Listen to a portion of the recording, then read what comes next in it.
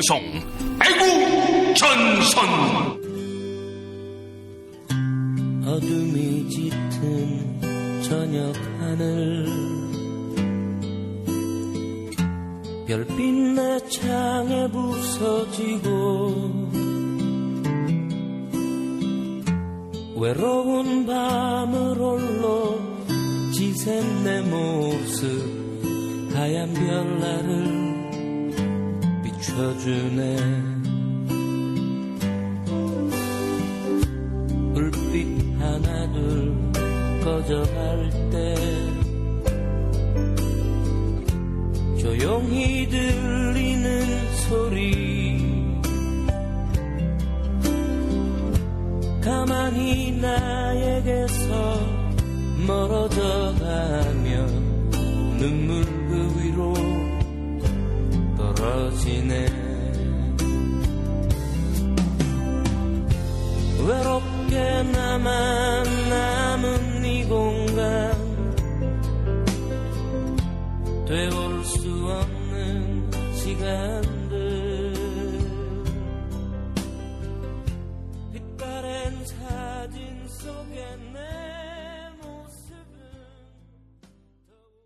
이 프로그램은 방송심의위원회의 심의 규정을 준수하지 않습니다. 청취자 여러분 안녕하세요. 5월 12일 생방송 애국전선 세월호 특집편 한 주 걸러서 다시 또 시작하겠습니다. 여러분 안녕하세요. 안녕하세요. 반갑습니다. 네. 안녕하세요. 한숨을. 네.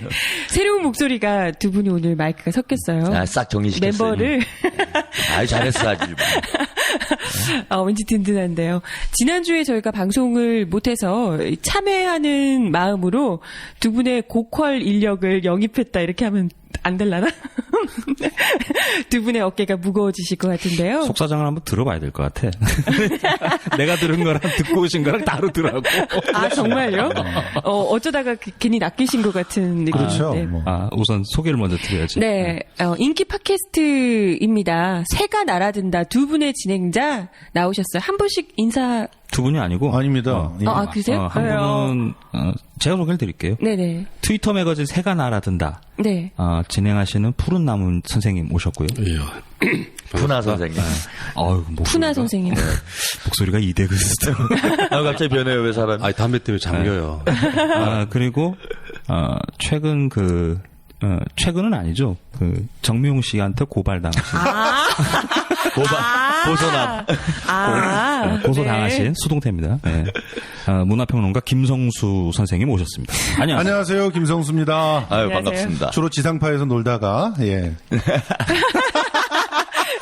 예. 고소를 당하시고. 예. 고소건 좀 얘기 좀 해주세요. 네. 그거는, 지난 얘기긴 한데. 지난 일인데, 네. NLL이라고, 정영진 편집장이죠. 네네. 위키프레스 네, 편집장께서, 어느 날 자기네들이 좀 런칭을 준비하는 그런, 새로운 팟캐스트가 있다. 그래서 영상도 들어간다. 이러면서. 예, 나중에 알고 봤더니 그 영상이 들어가긴 하는데, 예. 카메라가 미동을 안 해요. 전혀. CCTV. 그러니까, 보이는 팟캐스트. 카메라가 3대가 있는데, 그 중에 하나는 여성 진행자를 잡고, 그리고 나머지 하나는 오가면서 이제 남성 진행자를 번갈아 잡고, 그리고 전체적으로 풀샷 하나를 잡고, 그리고 예. 그리고 처음부터 끝까지 움직이지 않는 그런 형태로, 그래서 출연자들이 전부 다 거기에 맞추어서 방송을 해야 되는 그런 거였는데,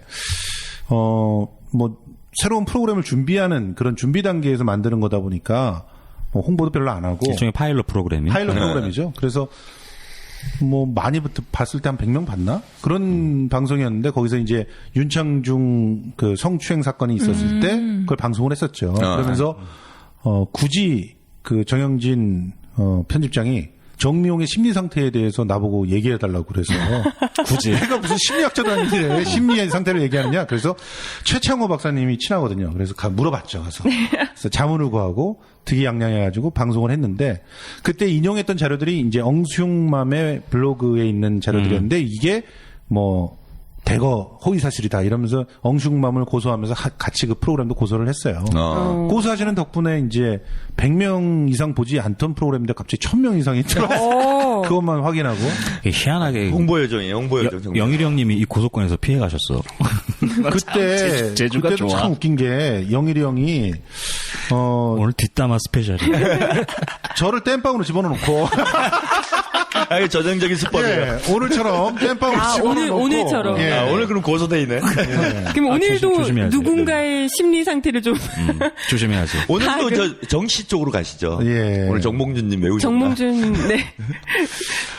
불안해지겠어요. 선거법으로 화끈하게. 그래서 지금 고소건이 진행 중입니다. 예. 예. 그리고 트위터 매거진 세가 나라든가의 나라든가. 푸른 나무님. 아, 요즘 뭐 떠오르는 네네. 예, 우량주예요. 핫한 방송. 예. 예. 막 한 번에 막 4개, 5개씩 올리시더라고요. 예. 아, 인기의 비결이 뭐예요? 좀 알려줘, 우리 좀 미치겠어. 우리 되게 없어 보여. 그 틈새 시장이죠. 아, 틈새 시장. 예. 실제로 이 대선 끝나고 나서 예. 이제 이게 어떤 미디어 흐름이라는 게 예. 진보든 인터넷 미디어든 전부 다 이슈 계속 따라가잖아요. 그렇죠. 우리 남아있는 거 주워 먹기 하는 거죠. 이삭 아, 이삭 좋기. 여기는 부정선. 보니까 집중 타격 뭐 이런 거더라고. 그러니까 한 놈만 패자. 깔 놈을 완전히 하나 딱 정해놓고 집중적으로 까다 보니까 거기에 관심 있는 사람들은 그 저 방송을 안 듣고는 못 배기는 그런 상황인 것 같아요. 그러니까 전체적인 큰 흐름은 예. 부정선거예요. 예. 잊지 말고 가자를 우리가 뒤에서 막 줍고 가는 거예요. 그것도 갖다 붙여주는 거죠. 이슈에다가. 그러다가 부정선거 연관된 이슈가 터지면 사람들한테 또 관심 받고 이런 거죠. 여기 되게 무시무시한 이슈들만 다루시더라고요. 그러니까 개표 부정, 부정선거, 노무현 NLL, 그리고 천안함. 네네. 물론 어우, 최근에 천안함. 세월호까지. 섹시한 거 마시는구나. 그래서 이제 푸른 나무님, 예, 실명으로는 안 되고, 푸른 나무님. 네. 네. 어떻게 고소 아, 없습니까? 아, 푸른색이 그게 또 저기 아주 의미 있는 색깔이잖아요. 뭘로 의미 있어요? 푸른 수위 뭐 이런. 뭐해? 갖다 붙이지 마요. 아니 고소당하고 이제 수위 있고. 그게 왜 저 여기가 이렇구나. 예전에 애국전 고소를 밀어주는. 초창기 때는 기억에 남는 멘트가 있어요. 네. 그때 누가 하셨는지 모르겠는데 예. 고소를 당하려고 일부러 나서는 운동권이 있다는 말씀 누군가 하셨어. 그 멘트 최근에 기억나실지 아니에요? 모르겠는데 뭐 그런 쓸데없는 얘기 제가 할 가능성이 높아요. 그래서 가능성이 실제로 고소를 당해봐야 예. 사람들이 겁을 먹는데 김호중, 주진우도 그 국민참여재판에서 무죄 났지 않습니까? 예. 낙곰수가 그 정도인데 우리가 뭘 한다 그래서 얼마나 고소 나서 먹겠으니까 겁먹을 필요는 사실 없는데 근데 100명만 본 방송도 고발을 저기요. 진짜 백이는데요. 그 상황과 흐름이 있어요. 그래서 아직 정명 씨를 안 건드려서 그래. 고소로 몰아갈 것 같으면 언제든지 갈 수 있는 그런 상황이에요. 그러니까 그래서 예. 아니 고소해서 벌금 이런 게 무서울 거면 이런 예. 방송 못 한다라고 그렇죠. 생각하는데 저는 그런 생각해요. 고소해 좀 고맙죠, 사실. 그러니까 이게 이 팟캐스트 순위를 쭉 보시면 예. 대부분 다 언론사입니다. 우리도 앞뒤로 전부 다. 네, 그렇죠. 더 요즘. 개인은 개인이 아닌 개인이 정봉주 의원 한 명 정도예요. 나머지 진짜로 개인이 거기도 국민 TV. 아니 그렇진 않죠. 아, 그런가요? 딱 개별 제작하니까. 근데 거기에 만약에 그런 고소권이 걸려가지고 좀 예. 더 유명해지면 고정되는 겁니다. 그 자리가. 그걸 노리고 계셔. 아니, 노리는 건 절대 아니죠. 생활이 그렇긴 한데 팟캐스트 선정주의 문제 있다. 이거. 이왕 시작하는 거 굉장히 선정적인 방송이에요. 아니 그렇지는 않습니다. 이왕 시작하는 거 그런 식으로 이렇게 쫄지 말고 가자는 그거를 그대로 쭉 가야 되는데 예. 사실 여기하고 이제 애국전선하고 연관이 닿게 된 이유가 있어요. 예.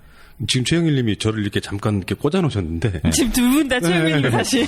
잠시 꽂아놓고 가셨죠. 왜 안 와, 이 양반? 이유가 있는데 사실 낙곰수 멤버들은 어느 정도 좀 아는 사이예요.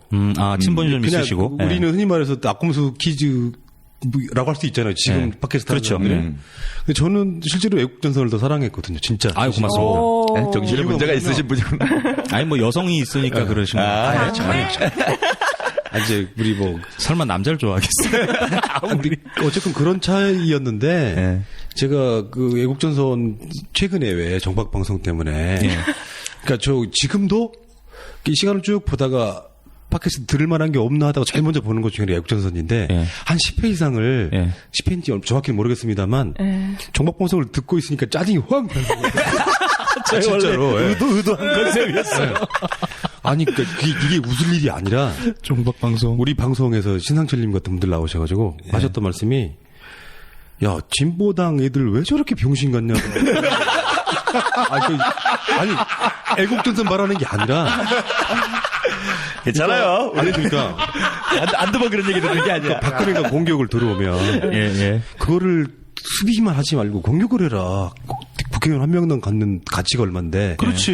근데 그런 마인드를 갖고 있는 사람들인데 예. 갑자기 막 첫사랑이었던 것 같은 느낌의 방송이 갑자기 동네 뒷골목으로 사라져가지고 막 비굴하게 노는 것 같은 느낌이 드는 거예요. 사실 저희가 진보당이랑 관계가 있는 방송은 아닌데요. 어쨌건, 그러니까 네. 어쨌든요. 그 느낌이 네. 비슷하더라고요. 그래서 야 이거 화가 난다 싶어가지고 최영일님한테 연락을 했어요. 네.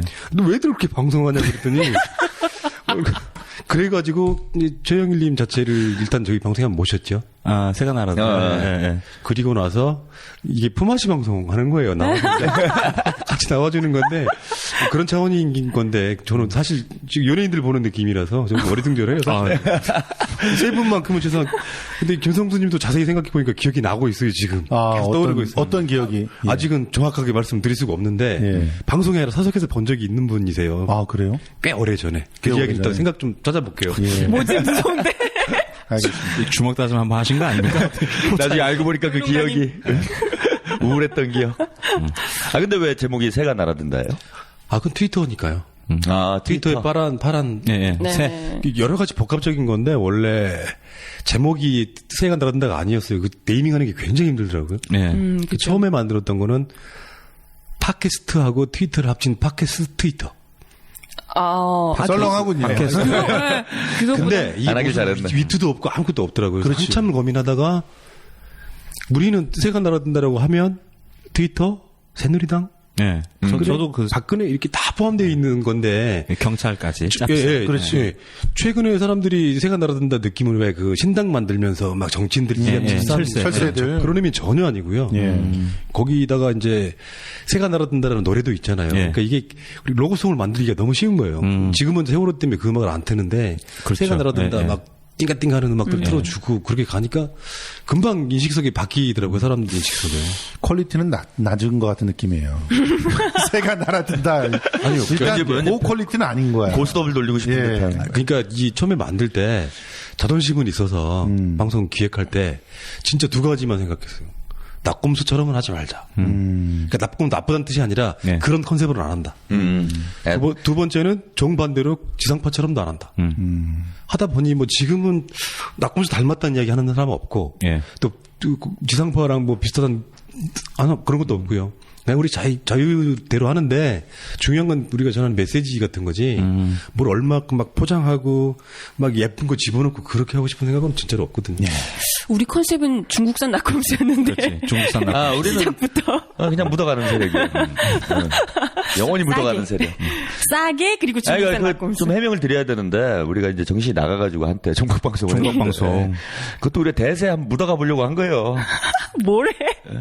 뭐래? 아니 사실 아니 저희는 지금 보니까 온 나라 방송이 다 종각방송이야. 아, 그러니까 그게 우리가 그게 앞서갔습니다. 첫사랑이 어디 저기 저 술집에서 예. 그 자기 원하지 않는 어떤 딱 그 느낌이었다니까. 그러니까 평상시 같으면 전화 같은 걸 안 했을 첫사랑이 텐데 술 따르고 있는 거야. 안 했을 텐데 그날따라 저기 점심에 반주를 한잔 했어요. 이렇게 엮이려고. 그래서 전화를 최영일님하고 하는데 막 너무 화가 나는 거 진짜로. 그게 여러분들은 그냥 왜 그런 거 있잖아요. 네가 나한테 돈 준 적 없으니까 나도 내 마음대로 할 거야 이런 건데 실제로 지금도 낙곰수 쪽 사람들도 그런 욕을 먹는 사람들이 있잖아요. 뭐냐면 그만큼 사랑을 줬는데 니들이 다시 뭉치지 않고 방송 안 하냐 이런 욕하는 사람이 있고 애국전선도 사실은 애국전선이 기대했던 게 꽤 많았었거든요. 오리들 느낌은 그런 게 있었다고. 이 사람들은 진짜로 진보적인 느낌으로 막 방송할 것 같은데 아까 말한 그 술집 종업원 느낌이 돼버리니까 얼마나 화가 났었겠냐고. 그래서 여기까지 온 거예요 지금. 그러니까 제가 보기에는- 오해를 하신 거예요. 우린 그런 사람 아니에요. 제가 보기에는 오셔서 애국전선을 까고 있어요. 그러니까 이게 그러려고 아주 교묘한 그런 뭐라고 해야 되나 견제를 하고 있는 것 같아. 예. 새가 날아든다로 이제 끌어당기기 아, 위한. 이제 대세는 새 쪽이다. 이런 쪽으로. 전혀 그렇군요. 그렇지 않습니다. 예. 평론가의 분석. 그러니까 우리 방송 저 날카롭습니다. 정확한 문화평론이었어요. 아니, 제가 나름대로 트위터에서는 약간 좀 파워가 들어가는 그런 사람인데, 아직까지 예를 들어서 무슨 사건이 났어도, 예. 민주 진보 개혁 세력을 까본 적이 없어요. 그러니까 어차피 저는 그런 게 있어요. 한 가족이라고 생각하는 거. 우리 방송도 좀 그런 게 있고 최근에서야 저 새정치민주연합 정도를 까고 있는데 예. 주로 새하고 가깝고. 거기는 진보가 아니니까. 누구나 이렇게 안티적인 느낌으로 가는 걸 무지하게 싫어해요. 저쪽만 까면 되지 이쪽에 아무리 거슬리고 나쁜 놈이 있어도 깔 생각은 없는데 여태 다 까놓고 뭐 이제 와서 깔 생각이 없다고. 그거를 이제 술집 종업원까지는 그러니까 더 이상 못할 깔 거야. 첫사랑이 술집 종업까지 됐구만 지금. 제가 살다 이렇게 대놓고 당해본 적이 없어요. 아니 이 이야기를 최영일 님이 하라고 그러셨어요. 그러고 자기는 안 오는 거야 지금. 진짜 이 빈자리 이거. 교활해. 정말. 그러니까 종박방송 진행할 때도 보면 영일이 형님이 너무 대충 하시더라고. 혼자만 빠지려고. 성령이 충만하신 이런 거예요, 이미 원래. 그 최영일 선생은 종편의 교주이기 때문에 여기 와서 더 이상 그걸 베풀 게 없어요. 남아있는 에너지가 없어요. 종편의 교주. 우리 방송 나오셔가지고 또 악플을 엄청 많이 달리시더라고요. 그러니까 저는 이해를 못 하겠는 게 사실 왜 그렇게 욕을 먹지? 진짜. 아니요, 딱 하나인 것 같아요. 예. 종편 나간다. 그러니까 그러다 보니까 얘가 진짜로 진보냐 아니냐 이렇게 막 하는 사람들이 있는데 그거 신경 쓰시면 안 되고. 그러니까 우리 영일 형님은 대한민국에서 가장 독특한 캐릭터예요. 예. 종박과 종북을 동시에 가지고 있어 지금. 그래서 속으로는 정체성 혼란이 심할 거예요. 양쪽으로 나오고 요거도 기가 먹는 빨리신데요. 댓글도 뭐 새누리당 대변인 최영일 어쩌고 나가다가 근데 뭐 하나 경기동부의 보스 뭐 댓글도 막 이런 식으로 날려요. 아노미 상태예요. 대한민국의 현현이야. 네. 하나만 더 말씀드리자면 이거는 이제 우리 방송 홍보인데 여태껏 홍보하셨어요. 여태껏 20분 했어 지금. 야 진짜. 그런 의미 홍보가 아니고 예. 진짜로 그러니까 실제로 우리 방송한 게 3월 1일 날 첫 방송 나갔어요. 그렇게 오래되지 않았죠. 의미를 뒀어요 일부러. 3.1절. 지금 민주주의의 시작이 3.1절부터였잖아요 헌법 자체가. 그래서 그 즈음에 만들기 시작했는데 이미 내보낼 거면 3.1절 날 내보내자 이런 거였는데 실제로 막 대선 이후에 그 진보 쪽 계열의 대한 방송들 엄청나게 생겨났잖아요. 네. 근데 그 방송들도 실제로 그 부정선거 같은 이슈를 가져가지 못하더라고요. 예. 더군다나 막 유명하지 않은 사람들은 출연도 하기도 힘들어요. 거기도 좀 경쟁이 있어가지고. 아까 말씀드린 것처럼 그래서 진짜 우리는 어떤 그 부정선거의 명쾌한 해결이 될 때까지는 방송할 텐데 그거는 방송하고 싶은 생각도 없고요. 그 세 가지 원칙이 있습니다. 그러니까 뭐가 있냐면 하나는 첫 번째는 후원 받지 않는다. 다 후원해달라 그러잖아요. 실제로 후원을 돈이 많아서 안 받겠다가 아니라 팟캐스트 제작하는데 돈 많이 안 듭니다. 근데 예를 들어서 10만 원이면 제작하는데 20만 원 있으면 좋겠죠. 왜냐하면 출연료도 주고 밥도 사 먹으면 좋겠지만 우리가 굶으면 돼. 근데 저만 해도 지금 후원하는 곳이 한 5-6군데 되는데 또 후원 달라 그러면 이건 진짜 아닌 거죠. 그럴 거면 방송 안 하는 게 낫다. 그 두 번째는 언론사 인터뷰 같은 건 안 한다. 이건 뭐 팟캐스트니까 약간 동종업계인 거고요. 무슨 하다못해 어디서 그 지면 같은 데서 인터뷰하려고 연락 와도 저희는 안 합니다라고 공식적으로 이야기를 하고 있는 거고 거기에 포함돼 가지고 하나 더가 공개 방송 안 한다. 어떤 경우가 와도. 왜요? 이유가 뭐? 얼굴이 알려지면 안 되니까. 아니요. 두 사람은 얼굴이 알려져 있는 사람이고요, 이미. 공개 방송 돈 많이 들어요. 힘들어. 그러니까 이게 악순환이잖아. 공개 방송하면 후원을 해야 되고 이게 다 깨지는 거야. 저도 그런 쪽을 일을 했던 사람이기 때문에 어렵지는 않은데 이게 진짜로 진정성으로 승부하고 싶은 거예요. 그러니까 그런 거 있잖아요. 어떤 사람들이 그런 걸로 크겠다. 또는 뭐 돈을 벌겠다, 출세하겠다 이런 차원이 아니라 우리는 정말로 부정선거에 대한 생각만 갖고 덤비겠다라는 걸 보여줘야 되는데 그거만 파겠다. 뭘 보여줄 게 없잖아요. 그 마음을 까지 뒤집을 수가 없어서 돈 안 받을게, 우리 유명해지지 않을게, 안 나타날게 그런 컨셉이라고 생각하시면 돼요. 저희는 감동적이네요. 네. 유명해지려고 엄청 노력했지만 유명해지지 않던데 후원도 받고 막 엄청 왜 말을 그렇게 해요? 우리 유명해지려고. 유명하잖아. 아니 유명하죠. 언제부터? 아까 제가 연예인들 보는 느낌이에요. 우리 연예인이라니까. 지하 세계. 그냥 그렇게라도 생각하고 살자고. 종티님만. 아무튼 저희 종편계. 홍보는 끝. 네.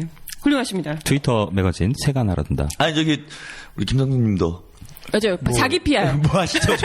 자기 PR 1분. 예, 저는 1분 진짜 자기 자기 PR 할 게 없습니다.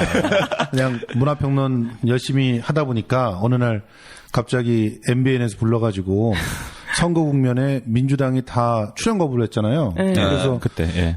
좀 그래도 저 사람이 보니까 제가 그 전공을 한 게 문화 연구라고 그래가지고 대중문화 현상에 나타나 있는 어떤 숨겨진 것들 이런 거 좋아하시잖아요. 그렇죠? 숨겨진 어떤 뭐 은폐된 어떤 거 이런 거 이제 캐가지고 사실은 이게 이렇게 흥행하게 된 거는 이런 이유가 있었어. 이런 거 털어주는 그런 공부인데 근데 그런 걸 했으니까 당신이 이러한 시사적인 그 상황에 대해서 충분히 해석을 할 수 있을 것이다 하고 그 섭외가 됐던 거죠. 근데 섭외가 해서 첫 방송 하자마자 일베에서 난리가 나고 저 새끼 죽여라 뭐 이러지. 일베 스타셨군요. 그리고 뭐 변희재가 이제 또 저를 알리는데 굉장히 혁혁한 역할을 했는데 그 대선 1차 토론이 있고 난 다음에 채널A에서 맞짱 토론 비슷하게 했죠. 이 친구가 토론을 다 보지 않았어요. 왜냐하면 그럴 수밖에 없는 것이 저는 일찍 채널A에 가가지고 채널A에서 그 토론을 보고 있었어요. 근데 변희재 씨는 이동을 했거든. 그러니까 앞부분에 한 20, 30분은 봤는지 모르지만 뒷부분을 토론을 안 보셨어요.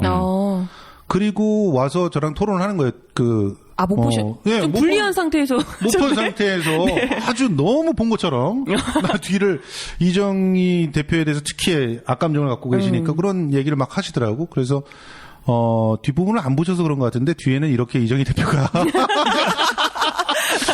그날 바로 트위터에 뭐 김성수 같이 기본이 안 되고 자질이 덜 된 그런 평론가가 나와서 하는 종편들은 거부해야 된다. 뭐 이런 오, 종편 거부 운동에. 오랫동안 거부하셨구나. 그러면서 갑자기 일베에서 또 뭐 막 올라가고 그리고 또 결정적으로 또 MBN에서 그런 방송한 적 있었잖아요. 당일날 선거 당일날 개표를 예측하면서 방송했을 때 예. 계속 문재인한테 5표를 들고 있었다. 그래서 그걸 또 캡처까지 하셔가지고 아이고. 뭐 일베 스타시군요. 예, 그런 식으로 돼서 제가 이렇게 됐습니다. 사실 MBN은 좀 분위기에 휩쓸리셨을 것 같아요. 그 출구조사가 저기 문재인 승 이렇게 예. 보도에서 한번 난리 나고. 그리고 또 아이패드 때문에 한번 문제가 됐었죠. 왜요? 아이패드를 갖고 봤다. 가방에서 봤다. 네. 그 부분 갖고 얘기를 하고 나서 이게 또 정청래 의원이 하신 얘기라서 신빙성이 없겠구나 생각이 들어서 바로 이제 그 다음에 또 채널에 가가지고 이건 사실 확인이 다 안 된 것 같으니까 하고 꼬리를 내렸는데 그걸 또 캡처를 해가지고 아이패드 뭐 갖고 한 이런 종편 뚱땡이 뭐 그래서 뭐 문제가 좀 됐었던 거죠. 근데 사실 저는 굉장히 온건한 사람인데 이렇게 투사로 만들어서 소비를 하고 있더라고요.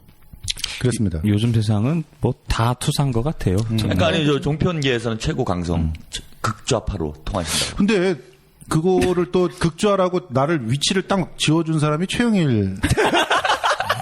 자기가 살려고 본인은 뭘로 무슨 하신 일이 거예요? 있었냐면은 그러니까 본인은 중도고 본인은 자기가 중도로 가려면 극좌가 있어요. 나를 극좌로 몰아가야 되는 거지. 그래서 이상한 사람이야. 아주 재미난 일이 있었어요. 이봉규 평론가 있잖아요. 예. 굉장히 여기서 욕을 먹고 있는 그런 종편의 살아있는 만담꾼이죠. 근데 그분이 그러니까 시사평론가, 문화평론가를 초청해가지고 어떤 영화를 보는 자리에 가가지고 이제 그런 평론을 하는 사람들이 그 영화에 대해서 얘기를 하는 그런 시간이 있었어요. 앞에 딱 나와가지고 한마디씩 해야 되잖아요. 그래도 영화를 봤으니까 거기에 대해서 뭐라고 얘기를 해야 되는데 자리를 쭉 썼는데 갑자기 자리를 자기가 막 이렇게 조정을 하더라고. 최영일 평론가가. 그러더니 갑자기 자기소개를 하면서 여기 서 있는 대로 성향이라는 거야. 나를 가장 왼쪽에 갖다 놓고. 본인 동요. 대단한 생존 능력이죠. 그러면서 이거 제가 진실 게임해야 자가 된 돼, 거지. 사실은 저는 굉장히 온건한 사람이라는 거. 오늘 오셨어야 되는데 최영일님이. 원래 오긴 그러니까 했었죠. 오늘 제가 보니까 양 방송 그러니까 종편계와 팟캐스트계의 극좌 두 분을 모이시네요. 예. 아주 극단적인 두 분. 우리는 중도? 우리 중도. 우리는 술 따를게요. 묻어가게. 이제 나중에 민중의 소리 예. 예국전선에 그 명언으로 남겠네요. 보니까 계속 말 씹으시는 거 보니까 그 술집 뭐 첫사랑이 아, 근데 진짜- 술을 따르고 있더라. 네, 술집 망언으로 이제. 그 정도로 좀 약간 좀 아쉽고 슬펐다 이야기하는 거예요. 이미 늦었어요. 저희가 종박 방송을 끊은 지 한 4주? 4주 정도쯤 되는 것 같지? 정확하지 않을 때 4주쯤 된 것 같아요. 그쯤 되는 세월호 거예요. 하면서 끝났죠. 네. 사건과 함께 우리가 막을 내렸어요. 종박 방송하면서 그걸 저 현 부장님이 기획하신 거죠. 기본적으로는. 저희 뭐 그냥 제가 하는 건 아니고요. 그냥 술 먹다가 생각나면 이렇게 해보자 해서 쭉 가는 그러니까 거예요. 근데 만약에 1시간 방송을 하면 예. 20분 정도 매회 하면 재밌었을 것 같은데 맞아. 시간 내내 풀로 가니까 저희 신앙심을 보여줘야 돼요. 진정성. 아니, 저희 정말이에요. 정말로. 저희가 종교 카테고리잖아요. 뉴스가 아니고. 야 뉴스 정치가 아니에요, 이제는. 이건 이제 종교. 약간 그런 의미죠. 그러니까 미치지 않고서는 이렇게 할 수 그렇죠. 없다. 이런 의미였던 그러니까 건데. 저 이슈 털어준 남자의 김종배님이 예, 예. 시사통을 만들면서 오마이뉴스하고 결별하고 예. 그 기자들이 그렇죠. 이털남을 만들었단 말이에요. 네네네. 예.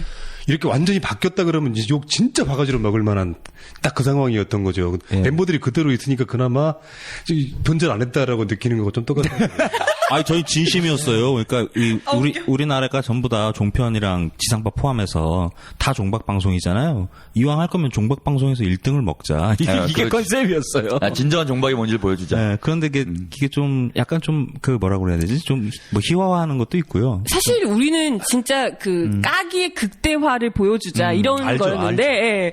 그 최고는 그 옛날에 그 나침박이라고 그렇게 하다가 네, 나침박이 이제, 있었죠.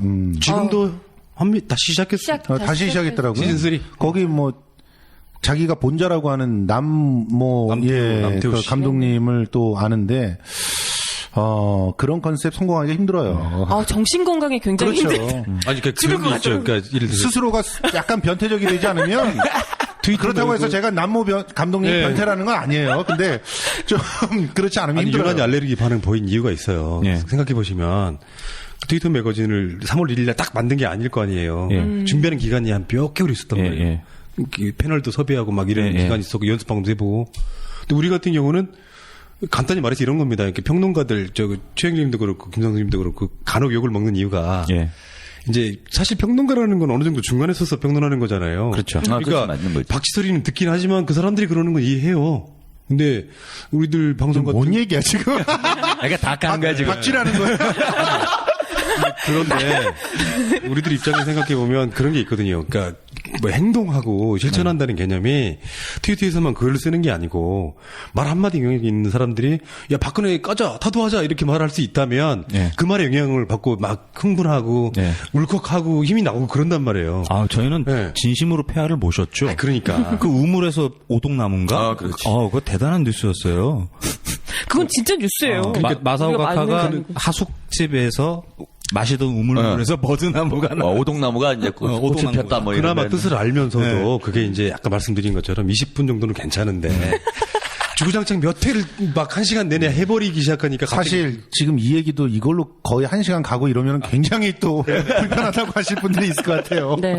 그래서 저희가 종박 욕을 많이 방송을 하면서 좀 웃어보다가 이게 세월호가 딱 깔아앉고 아이고야 큰일 났다 싶어가지고 웃음을 좀 확 줄였었어요. 줄인 게 아니고 아예 뺐죠 아, 그때. 웃음기를 싹 하면서. 뺐지. 오늘 되게 모처럼 웃어보는 것 같아요. 뭐 그래서 그래서 되게 이제 조심스러운데. 대단히 웃을 상황은 아닌데. 위험한 상황이라고 봅니다, 두 분. 지금 그렇군요. 그죠. 예. 이 와중에 웃고 난리 이렇게 이제 될 수 있기 저는 때문에. 한 번도 안 웃었어요.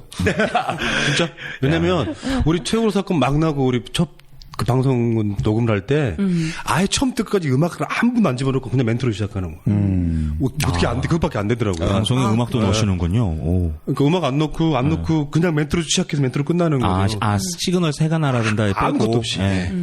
지금은 좀 웃어요. 네네. 아니 공룡파 같은 데서도 일부러 웃는데 우리들끼리 뭐 최근에는 근데 정말 이게 정말? 우울증이 굉장히 심각해서요. 실제로 이제 유가족 분들 중에서도 스스로 목숨을 끊으시려고 시도하신 분들도 계시고. 그렇죠. 예. 하루의 처음 시작을 일어나자마자 뉴스를 보잖아요. 네네. 도대체 어떤 좋은 뉴스가 있을까? 그러면 이제 웁니다. 거기서 이제 기가 막힌 어제의 일들이 하나씩 이렇게 건져 올려지니까 울고, 그리고 하루를 또 끝낼 때도 뉴스를 찾잖아요. 네네. 혹시라도 내가 놓친 뉴스들이 있지 않을까. 혹시라도 뭔가 희망적인 그런 소식이 오지 않을까 이러면서 마지막 뉴스를 보다가 또 절망하면서 울면서 잠자는, 그리고 네. 악몽에 시달리고 다시 깨닫는 이런 일들이 계속 반복이 됐는데, 이 상황이 정말 모두에게 건강한 상황들이 아니기 때문에 그렇죠. 지금은 구체적으로 어떠한 그 대안들이 필요할까, 그리고 앞으로 어떻게 싸워가는 것이 필요할까, 이런 얘기들을 좀 더 네네. 해야 되는 그런 시점이 아닌가 하는 생각들이 들어요. 그렇죠. 사실 이제 저희가 세월호가 지금 거의 3주가 된 거잖아요. 그렇죠. 3주 정도 된 그렇지. 거죠. 너무 3주가 넘었죠. 넘었습니다. 네, 지금 넘었네요. 한 달 네네. 되고 하고 있어요. 아, 그렇죠. 16일이었으니까요. 근데 그런 상황에서 사실 이제 아직까지도 29명 정도가 바다에 있는 상황이고요. 실종자로. 예. 그래서 아직까지 또 이분들이 끝까지 가족품으로 돌아올 수 있게 계속해서 관심을 기울이고 아파하고 이런 것들은 계속해서 우리 가슴에 또 담아두겠지만, 이제 구체적으로 좀 울고 슬퍼하고 이런 것을 넘어서서 이제 다시는 이런 일이 발생하지 않도록 뭐가 문제였는지 책임자를 확실히 가려내고, 처벌할 건 처벌하고, 또 뭔가 좀 구체적으로 처벌해야 될 사람과 또 용서해야 될 사람, 혹은 우리가 끌어안아야 될 사람을 확실하게 이제 좀 가려내는 것이 필요할 때가 아닌가. 구체적인 또 지침 이런 거 애국전선에서 많이 또 했는데요. 저희가 뭐 그렇게까지 지금 뭐 할 정도의 인물들이 되는지 모르겠지만 좀 조언을 많이 구해서 어떤 것들이 좀 필요할까. 또 평론가시기도 하고 또 우리 새가 날아든다에서 또 열심히 세월호를 또 파주고 계시기도 하니까요. 두 분이 또 얘기를, 조언을 많이 또 해주시면 좋을 것 같아요. 어떤 것들이 좋을지. 일단 그 세월호 사건을 보면서 명백하게 깨달은 것들이 있지 않습니까? 네네. 첫째, 박근혜 정권은 무능하다. 철저하게 무능하다. 박근혜가 얘기했던 그 많은 약속들이 설마 이 정도로 뻥이었을 줄은 아무도 몰랐을 거예요. 그렇죠. 최소한 안전한 나라 뭐 이런 것도 있었던 것 같아요. 그렇죠. 슬로건에 안전한 최소한 나라. 그래도 1, 2년을 정치를 한 게 아니고 맨날 옷만 갈아입는 건 아니기 때문에 분명히 그 뭔가 또 뭐 매서운 레이저 눈빛 이런 게 있잖아요. 그런 걸 쏴 붙이면서 누군가를 움직이게끔 할 수 있을 것이다라고 봤는데 우리가 확인한 거 보세요. 매서운 레이저 눈빛은 사람을 더욱더 복지부동하게 만들었어요. 그렇죠. 쫄아붙게만 만들었던 자, 거죠. 복지부동하게 만든 이유는 뭐냐면 시스템이 없는데 누군가가 그 시스템이 없는 상태에서 비상 시스템을 만들겠다고 나서는 사람이 없어요. 이 대통령 책임론이 자꾸 가는 가장 핵심적인 이유가 이거예요. 그러니까 오바마라든지 부시라든지 하다못해 부시도 네. 그 바보 머저리 하다못해 보시도. 부시도 뭐 김종대 그 선배님이 그 정리해놓은 페이스북에 글을 보니까 3일 이내에 담화를 3번 내고 11번이나 현장을 찾았다. 이런 얘기가 나오잖아요. 그러니까 그냥 현장에 산 거예요. 부시가. 네네.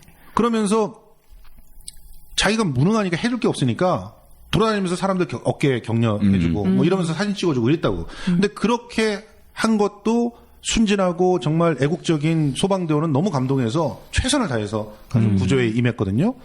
그렇지만 결과적으로 총체적으로 그 대응 자체가 부실했다라고 하는 것들은 나중에 가서 정리가 됐죠. 네네. 근데 어쨌든 지금 그 박근혜 대통령 같은 경우는 아무것도 제대로 해놓은 게 없어요. 그 제일 먼저 해야 될 것은 내가 책임질 테니까 모든 재원을 다 동원해서 모든 사람을 다 동원해서 살려라. 그리고 그 어떻게 그 살리기 위한 그 상황들이 벌어지는지를 갖다 체크하고 거기서 모자란 부분들이 어떤 것이 있는지 조언을 듣고 그것을 제공해라. 이걸 했어야 되는 거죠. 근데 그렇죠. 그걸 안 하고 뭐 엉뚱한 소리들만 하셨잖아요. 구명조끼 입었는데 왜 이렇게 발견하지 못하십니까?서부터 시작해가지고 아주 주옥 같은 명언들이 있는데 그러다 보니까 자 시스템은 없어요. 위기에 비상 어떤 시스템을 만들 수 있는 주체도 없고 나서는 사람도 없어요. 그런 상황에서 레이저만 날리면 그러면 사람들은 다 그 레이저가 내 옷깃에 닿지 않기를 바랄 수밖에 없는 거죠. 그러기 때문에 전부 복지부동하고 숨고 규정대로 해야 됩니다. 이따위 얘기를 할 수밖에 없는 거예요. 규정을 내세우는 거. 제가 사실 한 구청의 공공기관에서 일을 했어요. 한 2년 사업 전반을 총괄하는 일을 했었는데 그때 아주 그 비슷한 일이 벌어졌어요. 그때 당시 대표가 사실은 문화를 잘 모르시는 분이었고 그러다 보니까 제가 일을 하러 들어가게 됐고 정치인인데 이 정치인이 그것도 내용을 잘 모르는 정치인이 사고가 터지면 어떻게 대응하다라는 걸 거기서 본 거예요. 근데 소름 끼치도록 똑같아요. 그때 무슨 일이 있었냐면 부하 직원 중에 한 분이 자살을 했어요. 아이고 저는. 아이고. 왜 자살을 했냐면 사실은 이 대표가 정치적인 분이어서 정치적인 입김으로 들어왔기 때문에 주변 많은 사람들을 긴장하게 했을 거 아닙니까? 네. 그 사람에 대해서 흔드는 그런 일들이 자꾸 벌어지는 거죠. 그렇게 흔드는 일들이 벌어지면 감사를 하고 뭐 민원을 넣고 뭐 어쩌고 하면서 흔들면 밑에 직원들이 공격을 받게 되잖아요. 네네. 이전에는 그 대표의 책임 안에 있었던 관행이나 이런 것들이 다 공격받게 되는 거거든요. 그럴 때 인정하는 리더는 이건 내 책임이야 하고 그 공격을 받습니다. 네네. 더군다나 힘이 있잖아요. 그렇죠. 힘이 있는 사람 받아줘야 되는 거예요. 근데 받질 않고 저건 난 잘 모르는데 나 보고 안 받아서 몰랐는데 제가 그런 거예요. 이런 식으로 챙겨버려요. 넘기게 됩니다. 그러니까 이 친구한테 공격이 집중될 수밖에 없죠. 결과적으로는 그걸 견디다 못해 뭐 형사 고발도 들어간다 어쩐다 아이고. 그러니까 자살을 했어요. 자살했을 때 이분이 제일 먼저 한 일은 변호사한테 전화를 하는 거였어요. 어떻게 대처를 해야 피해가 최소화될 것인가. 그리고 두 번째 한 일은 직원들을 파견해서 각 파트에서 정보를 얻어오라는 거였어요. 정보를 얻어오라는 거예요. 어떻게 돌아가는지. 유족들은 분위기가 어떻게 어떤지. 움직이는지, 네. 경찰은 어떻게 움직이는지, 구청은 어떻게 움직이는지. 아, 지금 이제 사복경찰들 배치한 것과 비슷한. 똑같은 거예요. 네. 똑같은 거예요. 그리고 나서 세 번째로 한 일이 언로를 차단하는 거죠. 유언비어를 단속했어요. 똑같아요. 예. 정말. 그 매뉴얼이 있나 보네요. 아니 그렇게 자기가 살려면 그렇게 갈 수밖에 없는 거예요. 그리고 끝까지 이 피해자의 입장에서 얘가 얼마나 억울했으면 죽었을까. 그러면 최소한 예비비라도 털어서 뭐 지원금을 마련해 줄 수 있는 방법은 없을까. 그죠. 하다못해 근로복지공단에서 산재라도 어떻게 받을 수 있는 방법 없을까. 이런 걸 모색을 해야 되지 않습니까? 그죠. 전혀. 그래서 예비비를 쓰자는 제안을 제가 해봤는데 그렇다가 욕만 엄청 먹었고 왜 예비비라고 하는 건 천재지변에 준하는 상황이 있었을 때 그때 쓰게 된다는 그걸 쓰면 안 된다는 거예요. 그 안행부 지침에 있다는 거야. 그게 중요한 게 아니잖아요. 사람이 죽었는데. 그쵸. 그렇다면 누군가를 설득해서든 그 사람이 먹고 살 수 있게 죽은 그 사람의 아내와 초등학교 다니는 아들이 있었는데 아이고, 어떡해. 먹고 살 수 있게 해줘야 될 거 아닙니까? 근로복지공단에 제출하는 보고서조차 그러니까 직장 내에서 아무런 그런 위협도 없었고 아무것도 없었는데 감사를 받다 보니까 그 감사 때문에 뭐 신변에 어떤 그 불안을 느껴서 한 것 같다. 이런 식으로 보고서를 내고 결과적으로는 근로복지공단에서도 못 받았고요. 사후에서 한 200만 원 뭐 걷어서 줬는데 그것도 처음에 그 사회를 만들자마자여서 돈이 200만 원이 없어서 모아서 200만 원이 될 때까지 모아서 6개월 후인가 줬어요. 진짜 너무했다. 이런 상황을 옆에서 지켜봤기 때문에 지금 박근혜 정부의 어떤 대응이 고스란히 그렇게 그려지는 거죠. 자, 그러면 뭘 제대로 해야 되냐면 일단은 책임을 가장 마지막에 쥐고 있는 사람이 모든 책임을 질 테니까 허용될 수 있는 모든 한도 내에서의 대처를 하라라고 해야 되는 거죠. 그리고 그런 시스템으로 개편을 해줘야 되는 거죠. 거기에 맞춰서. 근데 뭐 대책본부는 만들었다고 하지만 그 대책본부는 위에 있는 사람들끼리의 회의 테이블이지 실제로 현장에서 총괄하고 일하는 사람들이 거기서 얘기를 할 수 있을 만한 그래서 상황에 따라서 바로바로 대응을 할 수 있을 만한 그런 지휘 체계를 만들지 못해요. 영원히 만들지 못합니다. 그 사람들은. 그러기 때문에 문제들이 계속 불거지고 있는 거죠. 한마디만 더 드리자면 이런 상황 속에서 그러면 시스템이 망가져 있는 상황이 어떤 정도였냐면 해경이 뭐 다 보셨잖아요. 너무나 자세히 보셨기 때문에 다 구구절절히 얘기를 못하지만 해경이 제일 처음에 구하러 가서 그것도 30몇 분이나 늦게 구하러 갔죠. 처음으로 신고가 있었던 당시에서만 따져보더라도 38분인가 걸렸어요. 네. 가는 데까지만. 근데 가서 제일 먼저 선원들을 구하지 않습니까? 정말 이해가 안 돼요. 예. 그래서 이성을 갖고 있는 국민들이 물어보는 거예요. 어떤 명령이 있었느냐. 근데 명령이 있었다고는 참 생각하고 싶지가 않아요. 뭐 있었으면 끔찍한 거죠. 끔찍한 일이죠, 이거는. 그렇지만 그럼 명령이 없었다 그러면 그때 그런 판단을 현장에서 내렸다는 거잖아요. 누군가가 예. 현장에서 조타실로 가서 사람들을 구해라라고 현장에서 판단을 내렸다는 거 아니에요. 그 판단을 내릴 수 있게 만든 근거를 우리는 정확하게 파헤쳐야 되고 네. 거기서부터 책임자에 대한 어떤 얘기들이 나올 수 있지 않을까 하는 생각들이 들고 그리고 그 해경이 책임져야 될 부분들은 현장 내에서 그 충분히 구조를 이번에 검찰에서도 그렇게 말했지만 충분히 들어가서 방송을 하면 구조를 할 수도 있었다라고 하는데 왜 들어가서 그런 방송들을 하지 못하게 했는가에 대한 구체적인 답변들을 내놓지 않는다면 네네. 그때 당시에 지휘를 책임지고 있었던 모든 분들이 다 책임을 져야 되는데 문제는 법적으로 이 사람들의 책임을 물을 만한 법이 없다는 거. 뭐 과실치사 이런 얘기 하던데. 과실치사가 해당이 안 되는 게요. 그렇죠. 예. 왜냐하면 해경에서 지휘를 담당하고 있는 사람은 현장에 있지 않았잖아요. 보고를 받은 거라고요. 네네. 그럼 보고한 사람이 잘못이죠. 또 보고한 사람들은 그 현장에 있던 걸 보고를 충실하게 했다고 주장할 거예요. 그런데 지휘한 사람이 제대로 지휘를 하지 못했다라고 주장을 할 겁니다. 그러면 서로가 서로한테 책임을 떠넘기기 때문에 의도적으로 그 어떤 죽음을 방치했다라고 하는 것을 입증해내기가 굉장히 어렵다. 그렇기 때문에 지금 특별법이라도 만들어야 된다 이런 얘기들이 나오고 있는 그렇죠. 상황이죠. 네. 유족들이 지금 강하게 요구를 하고 있죠. 그렇죠.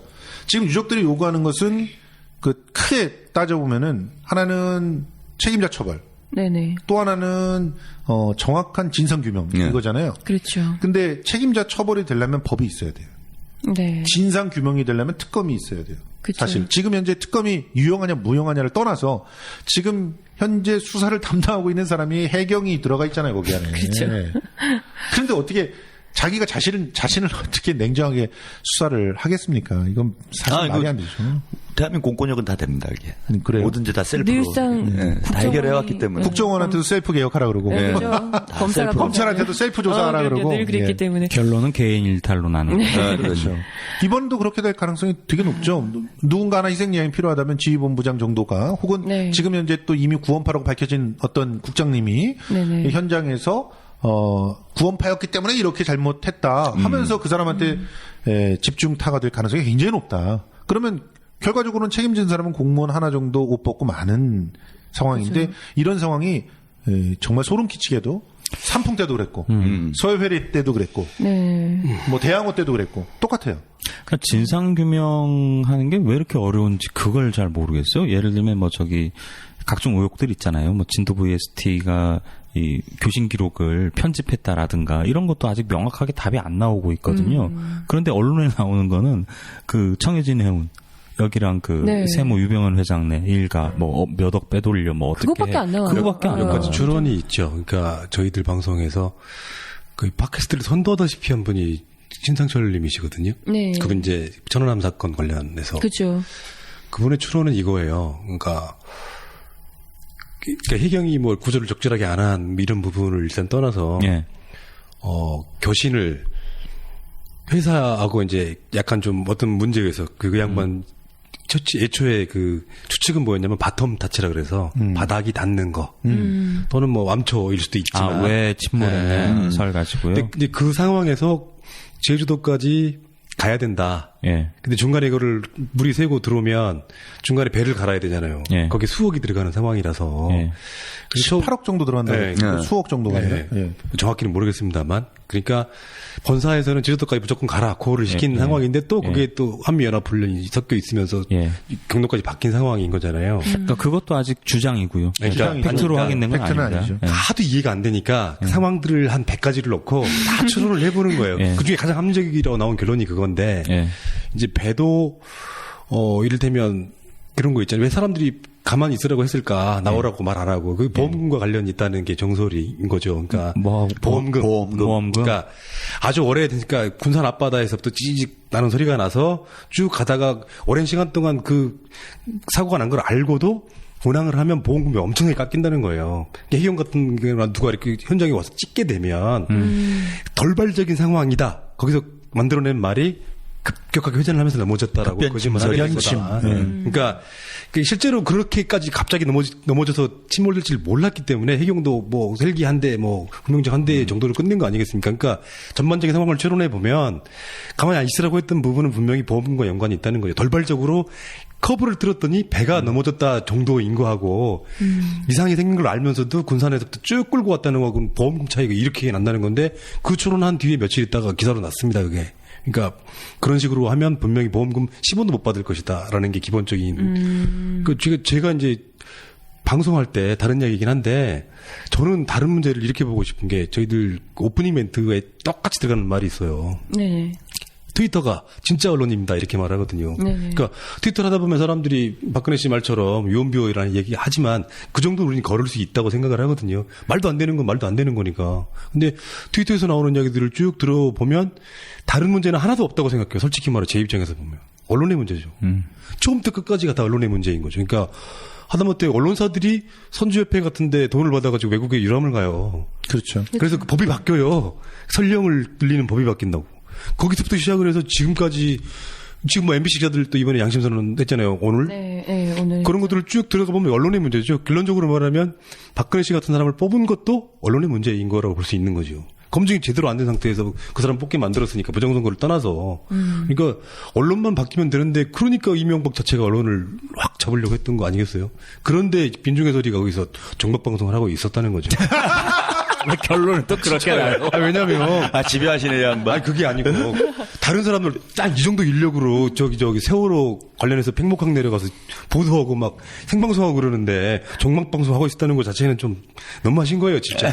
저희도 한 8명 정도 내려갔죠. 예. 방에. 그래서 그리고 뭐 근데 저는 굵직한 특종도 많이 했습니다. 이게 지금 뭐 상당히 의혹이, 그거 알아요. 네, 의혹이 많아요, 지금. 팟캐스트 이야기하는 거니까. 이제 세월호 이 원인과 관련해서 침몰 원인과 관련해서 여러 가지 의혹들이 있습니다. 뭐 한미 연합 훈련과 관련된 얘기도 있고 심지어 뭐 잠수함이 어쨌다는 얘기도 있고 수많은 의혹들이 쏟아져 나오는데 이게 사실 유언비어 수준인 건 분명히 맞아요. 그렇죠. 그리고 만약에 진짜 뭐 잠수함 혹은 훈련과 관련돼 있다 그러면 민심이 대단히 흉흉해질 수 있잖아요. 그렇죠. 네. 근데 지금 사고가 끝난 지 한 달이 가까운단 말이에요. 근데 네. 사고 원인이 없어요, 공식적으로. 이게 어떻게 기술적으로 가능한 상황이냐라는 거예요. 이랬을 것이다만 있죠, 지금. 그러니까 저 얼마 전에 그 서울 지하철 사고 있지 않았습니까? 네네. 그 사고 끝나자마자 원인이 나왔어요. 그 다음날. 네, 다음날 바로 나왔어. 그렇죠. 근데 아니 뭐 다 침몰을 해가지고 선원들 다 죽고 승객도 다 죽고 누구도 이 상황을 알 수 있는 사람이 아무도 없는 상태라면 이해를 할 수 있는데 이미 선장과 선박직 직원들을 다 구속에 돼 있어요. 돼 있는 지금. 상태야. 근데 왜 그게 원인이 안 나오죠? 근데 어떻게 원인이 안 나오냐 이거야. 그러면은 이건 이런 상황이라는 거예요. 선원들도 모르는 원인으로 침몰했다는 거야. 그러지 않고서야 이게 설명이 되냐 이거예요. 그렇지 지금. 않죠. 우리는 중요한 또 미싱 추인이 있죠. 해경에서 예. 선장님을 처음에 구속을 딱 한 다음에 모시고 간 데가 해경의 아파트였죠. 아주 특별한 또 대우를 하죠. 예, 아파트를 모시고 가서 또 아파트 CCTV가 희한하게도 2시간 동안 잠깐 쉽니다. 예. 근데 그게 어떻게 쉬냐면 뭐 예를 들어서 그 파일을 뽑아가지고 지우고 이런 게 아니라 CCTV 위치를 알아요. 어떤 손이 알아. 그래서 거길 막아요. 우리 흔히 보면 그 어설픈 범죄 영화들에서 보면 CCTV 앞을 그렇게 이렇게 구경하면서 이렇게 막죠. 네. 그렇게 막은 상태에 2시간이 지나는 거죠. 그러면 그 2시간 동안에 2시간 동안 손 들고 있었던 건가요? 손 드는 게 아니라 2시간 동안 그거를 뭐 붙였다든가 뭔가 했다든가 한 게 있었겠죠. 어떤 그 터치를 한 거죠. 그 2시간 동안 누군가가 왔다 갔을 개연성이 굉장히 높지 않습니까? 그죠. 근데 누가 왔다 갔을까요? 그러면 그것이 지금 현재 사고의 원인을 밝히지 못하는 부분하고도 굉장히 관련이 있고 또 이준석 선장님께서 지금 그 구치소에 들어가가지고 네. 열심히 운동도 하시고 밥도 잘 드시고 그리고 책도 읽으시면서 보냈는데요, 시간을. 근데 이거는 상식적으로 이게 범죄를 저질렀다는 사람이 할 수 있는 그런 태도가 아니잖아요. 그렇죠. 그것도 수백 명이 자신으로 인해서 사망을 한 건데. 최소한의 죄책감 있는 네. 사람은 이렇게 못 하잖아요. 네. 단 하나. 뭔가 너는 죄인이 아니다. 혹은 너가 죄를 지었다고 해도 거기서부터 내가 구해줄게라는 그런 언질이 있었다고 한다면 이런 행동이 가능하지 않을까. 뭐 100년 살 거를 한 3년만 살아라. 거기에 대한 추론도 네. 대략 약간 정설로 받아들여진 게 있는데 예. 뭐냐면 그 처음에 그 조난 신고가 들어왔다는 시간이 변경됐잖아요. 예. 7시 20분. 예. 예. 그게 이제 처음에 대략 이런 식으로 추론을 해볼 수 있는데 뭔가 이상이 생겨서 교신을 하죠. 예. 근데 본사에서는 그냥 제주도로 가라고 해. 예. 그러면 그쪽에서 다시 한번 물어볼 거 아닙니까? 괜찮냐고. 갈 수 있다. 그러니까 해경 입장에서는 그 상황을 좀 너무 안일하게 받아들였기 때문에 약간 어느 정도 책임감이 있지 않을까. 이 정도로도 좀 부족하더라고요. 살짝 부족해. 네네. 한 2% 부족하잖아요, 느낌이. 그래서 이제 뭐 저번에 TV조선의 무슨 방송에 보면은 세월호 관련해가지고 뒤에 파공이 있었다는 흔적이 드러났다 이런 이야기도 좀 있거든요. 예. 그건 뭐 논란 좀 있죠. 초기에 잠깐 그런 얘기가 있었죠. 거기에는 이제 그래서 이제 잠수함설이 나오는 건데 그 신상철님 같은 분들의 이야기는 배를 건져봐야 안다. 근데 그 꺼낼 수가 있겠냐고요, 그 판배를. 아니, 어차피 거의 뭐 꺼내야 임기가 돼. 거의 끝나가겠죠. 네. 예, 그렇게 되면 대통령 임기가 거의 끝나가는 상황이고. 임기가 끝날 때까지는 아니고 실제로 크레인들을 이용해가지고 한 2달에서 3달 정도 작업을 하면 꺼낼 수는 있다고 보는데 이제 꺼내는 장면들이 제대로 공개가 다 뭐 제대로 될 것인가. 천안함처럼. 또 그리고 2달, 3달 있다 보면은 그 흔적 갖고 그게 파공이라고 할 것인지 이후에 또 지금 보면은 선박 일부들은 무너져 내리고 이러죠. 수압 그렇죠. 때문에. 뭐 바다에 한 3달 잠겨 있다 보면은 또 부식이 되고 이럴 수가 있기 때문에 그런 것들로 몰아갈 가능성도 굉장히 높죠. 그러니까 지금 현재 그 원인이 사실상 정권이 바뀌기 전에는 정확하게 파악되기가 힘든 그런 상황으로 몰아가고 있는 것 같고 저는 이제 그런 면들을 얘기를 하고 싶은데 지금 현재 이런 수많은 의혹들을 의혹이다라고 이렇게 제기하고 그 의혹을 갖다 파고들고 하는 그런 노력들은 또 한축에서는 해야 될 겁니다. 그렇죠. 한축에서는 해야 될 텐데 이제 대안을 마련하는 사람들의 입장에서는 예, 그런 축에 대한 어떤 대응들보다도 더 중요한 것이 어떻게 보면 지금 현재 그 정권을 잡고 있는 사람들의 대응 방식이라든가 움직임들이라든가 오히려 이런 걸 더 분석을 해봐야 될 거라고 네네, 생각해요. 맞아요. 우리가 갖고 있는 대안들은 있어요. 그 대안들은 책임자 처벌을 위해서 어떻게 수사를 하고 또 그 수사 이후에 이런 저런 부분을 바꾸자. 뭐 예를 들어서 뭐 관피와 없애자 이런 것들은 충분히 생산적인 대안들 아닙니까? 네네. 그런 것들을 해내면서 이 문제를 해결해 나갈 수가 있겠죠. 근데 지금 뭐 제가 이제 중편에 이렇게 다니면서 느끼는 거는 지지난주 토요일서부터 어떤 면에서는 역공이 시작된 게 아닌가 하는 생각이 들 만큼 폐하 구하기. 예, 그 보수 측의 농객들의 입장이 확 바뀌더라고요. 그 전까지는 정말 전부 다 정부를 잘못했다. 정부가 잘못됐고 총체적인 문제고 총리도 문제고 뭐 해수부 장관 문제고 다 문제라는 걸 얘기를 했었어요. 심지어 뭐 서남수 장관 라면 먹는 것도 민경욱 대변인의 인식하고는 전혀 달랐어요. 보수 농객들도 어떻게 거기서 라면을 먹을 수가 있느냐 이런 입장들이었는데 근데 지지난주 토요일 정도에서부터 슬그머니 이게 바뀌기 시작하면서 대통령 구하기 들어가는. 그렇죠. 이제 집중적으로 가는 게 첫 번째는 대통령이 잘하고 계신다. 이게 첫 번째고. 대응을 잘하고 있다. 대응을 잘하고 있다. 특히 진도 팽목항에 두 번째로 간 다음이었어요. 그때 뭐 가가지고 뭐 또 다시 거기까지 갔잖아요. 침몰 현장까지 가가지고 뭐 잠수부들 격려하고 뭐 이랬잖아요. 네. 그랬지만 돌아와서 여전히 잠수부들 밥은 개밥이에요. 그런데도 잘했다라는 거 하는 걸로 바꿔가는 거죠. 그게 프레임이죠. 그 대통령이 움직이고 계신다 이런 프레임을 하나 받은 거예요. 그리고 또 하나는 그 언론을 공격하기 시작했어요. 유언비어를 얘기하면서 언론을 공격해요.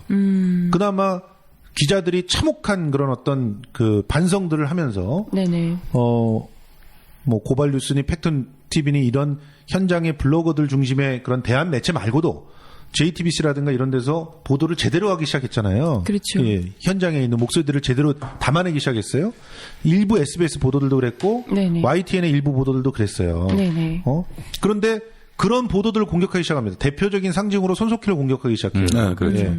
그러면서 뭐 보수 단체들에서 일단 뭐가 나왔습니까? 그 고소 고발 네. 들어갔죠. 그리고 보수 농객들이 다 지금 언론의 선정성 얘기하면서 그런 부분들을 갖다가 걸고 넘어지고 있어요. 그러면서 희생양이 된 게 또 이종인과 다이빙벨이죠. 네. 그리고 유병원과 구원파가 아주 집중적으로 제가 오늘 방송을 종편 두 군데 했는데 두 군데서 유병원 얘기를 했어요. 거기서는 프레임을 그렇게 짜는 거예요. 지금 사실 유병원 회장은 이 세월호 침몰의 원인 제공자입니다. 네. 근본적인 원인 제공자라고 할 수도 있어요.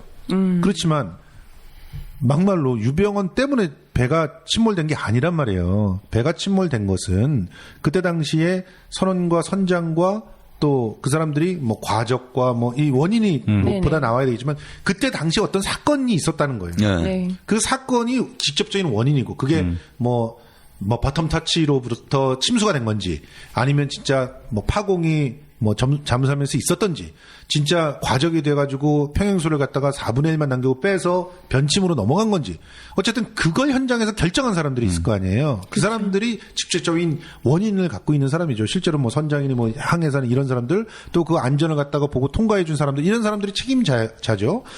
그런데 우리는 그 사건을 통해서 애들이 죽은 게 아니에요. 네네. 중요한 건 애들은 그게 기울어져 갈 때 구하지 않아서 죽은 거예요. 맞습니다. 그 구하지 않은 건 누구냐면 정부예요. 그렇죠. 해경이고. 네네. 그러니까 그거는 유병헌이 아니란 말입니다. 유병헌이 거기서 그 선내 방송을 그렇게 하라고 하고 그렇게 한 게 아니라 그때 당시에 그 아주 적극적으로 들어가서 구하지 못하게끔 했던 것.